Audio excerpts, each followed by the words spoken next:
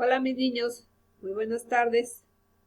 Espero que se encuentren muy bien, preparados para comenzar su clase a través de este medio. Pero bueno, vamos a ver un tema de historia que se trata sobre aspectos de la cultura en México.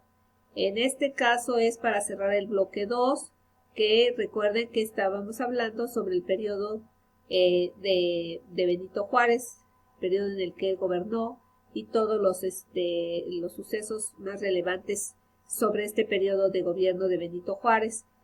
Y en este caso hablaremos sobre algunos aspectos de la cultura, es decir, se refiere a tanto a la pintura, la música, la literatura y otros aspectos relevantes de este periodo. Comenzaremos diciendo que la cultura mexicana quedó marcada por décadas de guerras civiles e intervenciones extranjeras. La defensa de la libertad y la soberanía despertaron el sentimiento nacionalista de la población, el cual se manifestó en la literatura, la pintura y la música. En esa época surgieron los primeros libros escolares de historia. También se editaron publicaciones como la revista Renacimiento, fundada por Ignacio Manuel Altamirano. Bueno, fíjense, en esta época, después de luchas, de guerras, de intervenciones extranjeras a las que se tuvo que enfrentar el gobierno, pues entonces la gente, todos esos acontecimientos hicieron que mucha gente despertara en las personas, un sentimiento nacionalista, es decir, un amor a la patria, un querer mejorar, un querer, no sé, que se acabaran conflictos. La gente quería ya vivir en paz. Entonces, pues en muchos aspectos de la cultura se reflejaba ese sentimiento y ese deseo, es decir, en la literatura, la pintura, la música, la gente reflejaba esos sentimientos que tenía la población. Una de esas cosas fue, por ejemplo, que se editó esta revista Renacimiento, fundada por Ignacio Manuel Altamirano. Este personaje incluyó como colaboradores en esta revista algunas personas sobresalientes, algunos personajes que algunos eran liberales, algunos eran conservadores.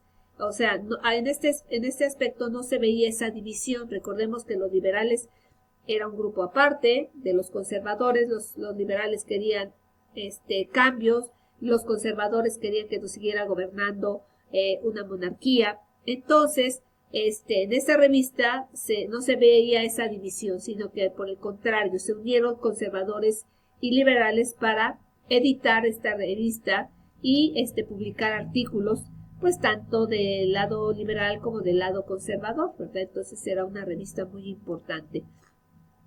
Después, varios intelectuales se ocuparon de estudiar la historia y la geografía de México, entre ellos Justo Sierra, Guillermo Prieto. En las letras, el nacionalismo originó la aparición de novelas históricas y narraciones costumbristas, llamadas así porque describían las costumbres y formas de vida del país.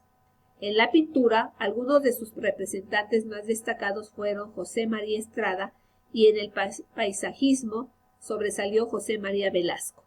Bueno, fíjense, los primeros libros de historia empezaron a publicarse porque varios intelectuales mexicanos se ocuparon de estudiar la historia, de estudiar la geografía del país y editar libros, entre ellos Justo Sierra, Guillermo Prieto. En las letras se refiere a la literatura, a la escritura, a la publicación de libros. El nacionalismo originó la aparición de novelas históricas y narraciones costumbristas, es decir, en estas novelas se narraban las costumbres, cómo vivía la gente en esas épocas, cuáles eran sus costumbres, o novelas históricas, es decir, las novelas pues son narraciones ficticias en este caso, pero con temas históricos. En la pintura, algunos representantes muy destacados fueron José María Estrada, y en el paisajismo, fíjense, este tipo de pinturas que se denominan paisajismos porque se retratan o se pintan paisajes de México. Entonces, uno de esos representantes del paisajismo muy destacado fue José María Velasco, que es su imagen, ¿sí? José María Velasco. Entonces, en ese aspecto destacó este personaje.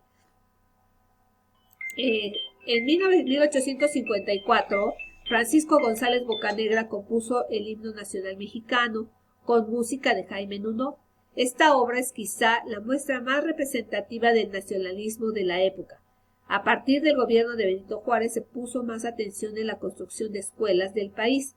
Durante el gobierno de Lerdo de Tejada en 1873 se inauguró el ferrocarril México-Veracruz para mejorar las comunicaciones y el crecimiento económico del país. Bueno, este texto del himno nacional, pues es una composición hecha por Francisco González Bocanegra, que escribió la letra del himno nacional, y Jaime Nuno, que escribió la música, o sea, musicalizó el himno nacional. Dice que es una obra representativa del nacionalismo de la época, porque si nosotros leemos o reflexionamos sobre la letra del himno nacional, pues habla sobre todo de la época de que México tuvo que enfrentarse al enemigo. Dice mexicanos al grito de guerra, ¿verdad? Entonces está haciendo alusión a esa parte de la historia. Mexicanos al grito de guerra, el acero aprestado y el bridón, es decir, preparen las armas.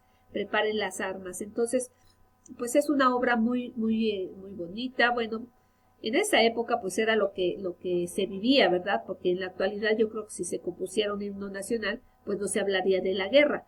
Pero en esa época pues estaban en conflicto, y entonces era algo que sucedía y que sirvió para hacer precisamente el himno nacional, que entre paréntesis les diré que el himno nacional considerado el segundo himno nacional más hermoso del mundo, después de la Marsellesa, que es el himno francés.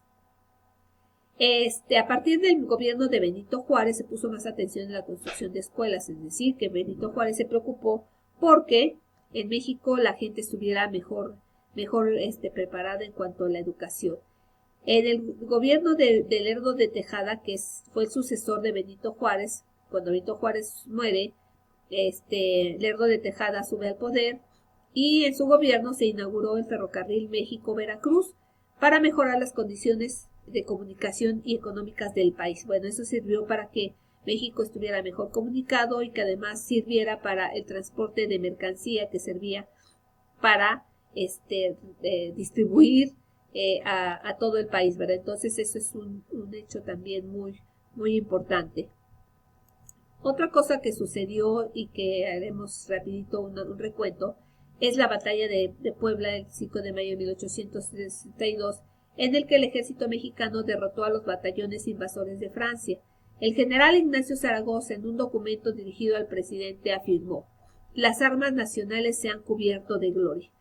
Bueno, durante el gobierno de Benito Juárez se tuvo que defender al país del invasor francés, y recordemos que aquí en Puebla el ejército mexicano tuvo que enfrentar a uno de los ejércitos más poderosos de esa época, que era el ejército francés.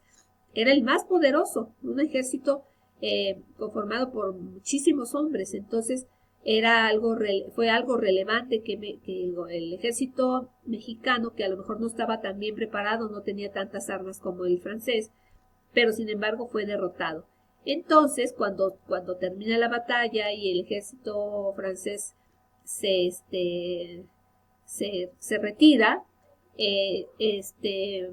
Ignacio Zaragoza le manda un documento para informarle al presidente Juárez de lo que había pasado. Esta es la frase de Ignacio Zaragoza, en el que le da a conocer el resultado y le dice: las armas nacionales se han cubierto de gloria, es decir, pues han resultado vencedoras.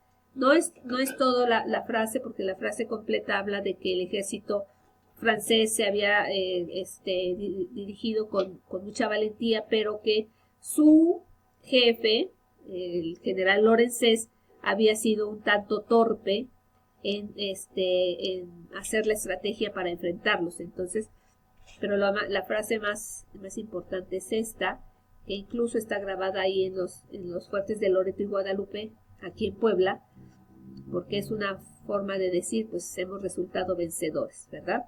Bueno, una de las disposiciones que tuvo gran importancia para la libertad de expresión es el derecho del gobierno sobre la libertad de imprenta, emitido por Benito Juárez y publicado en 1861, que determina lo siguiente. Aquí yo les pongo dos puntos importantes que dice sobre, o que habla sobre la libertad de imprenta. Libertad de imprenta significa la libertad de expresar o publicar escritos. Dice, existe la libertad de escribir y publicar textos sobre cualquier tema. Solo se castigará a quien ataque la moral y los derechos de terceros. Es decir, en ese documento que emite Benito Juárez, que se conoce así como Derecho del Gobierno sobre la Libertad de Imprenta, bueno, lo importante es que dice que la gente o cualquier persona puede publicar lo que quiera y lo que guste sobre cualquier tema. Es decir, que no había censura, que no había prohibición de hacerlo. Y esto fue un gran avance, ¿verdad? Que hasta la fecha, sigue existiendo. La gente puede publicar escritos sobre cualquier tema. Pero dice, solo se castigará a quien ataque la moral y los derechos de terceros. Es decir, que si con lo que tú escribas atacas a una persona en cuanto a su moral, es decir, que lo acuses de algo que no sea cierto, que no sea algo que se pueda probar, pues en ese caso sí habría castigo. Pero bueno, ya la gente sabiendo de que no puedes hablar de una persona o de un gobierno de algo que no sea cierto, pues entonces sí te expones incluso en la actualidad a una demanda, ¿verdad? Entonces, no se puede acusar sin pruebas a nadie. Y eso, bueno, en esa época era algo muy adelantado, pero, y que incluso hasta nuestros días perdura, el que no puedas, puedes publicar lo que quieras, siempre y cuando no ataques a los demás con mentiras o falsedades. Bueno, estos son algunos de los aspectos importantes de la época de la que tratamos en el bloque 2 y con esto terminamos precisamente este bloque. Bueno, chicos, eso sería todo. Nos vemos hasta la próxima. Adiós. Bye.